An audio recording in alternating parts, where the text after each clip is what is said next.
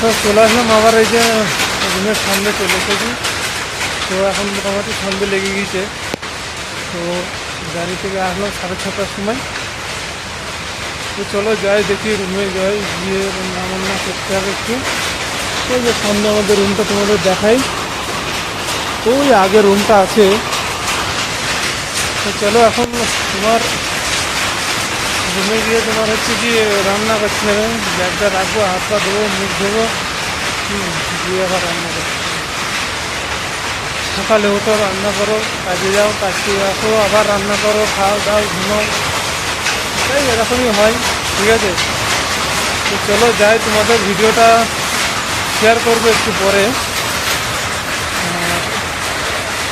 এটা হচ্ছে আজকে অনেক সারাদিন টেনশনে ছিলাম, হচ্ছে একটু নয় মানে সারাদিন টেনশনেই ছিলাম আমি।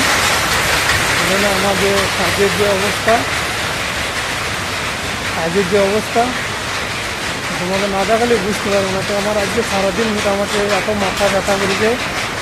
তো তারপরে বাথরুমে গিয়ে মাথায় জল দিয়ে তারপরে তোমার কাজ করেছি। ঠিক আছে, আর এখানে খুব আওয়াজ হয়েছে, কারণ এখানে চারপাশে তোমার হচ্ছে মেশিন আছে। ওই জন্য হয়তো তোমরা আমার কথাগুলো স্পষ্ট বুঝতে পারছি না, কেননা তোমার হচ্ছে এখানে মেশিন চলে, ঠাকুর বোনা হয়তো সবাই এখানে মেশিন চলে, ওই জন্য তোমরা হয়তো আমার কথাগুলো বুঝতে পারছো না। তো চলো যাই, এই তো আমাদের রুমে চলে এসেছি। এই যে রুমে চলে এসেছি। গাড়িতে আমার তো এখানে পরেই থাকে, কোনো কাজ নেই। এর আগে বহু কাজ ছিল, এখন তো কাজও নেই, এখানেই করতে থাকে সারাদিন। তো চলো আমি এই যে রুমে চলে এসেছি। যাই দেখি।